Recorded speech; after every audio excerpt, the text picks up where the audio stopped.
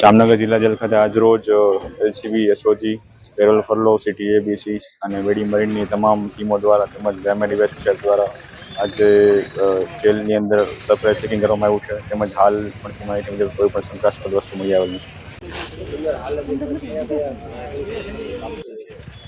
કુલ 7 થી 8 જેટલી ટીમો હતી અને કુલ 100 થી વધારે પોલીસના માણસો અને 10 થી વધારે અધિકારીઓ પીઆઈ, પીએસઆઈ, ડીવાયએસપી કક્ષાના હતા.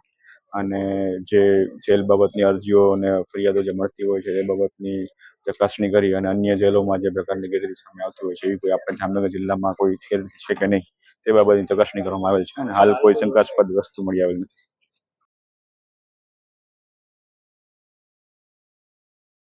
જામનગર જિલ્લા જેલ ખાતે આજરોજ LCB, SOG, parole furlough, city ABC અને વેડી મરીનની તમામ ટીમો દ્વારા તેમજ ગ્રામ્ય ડિવાઇસ વિભાગ દ્વારા આજે જેલની અંદર સરપ્રાઇઝ ચેકિંગ કરવામાં આવ્યું છે. તેમજ હાલ મળતી માહિતી મુજબ કોઈ પણ શંકાસ્પદ વસ્તુ મળી આવેલ નથી.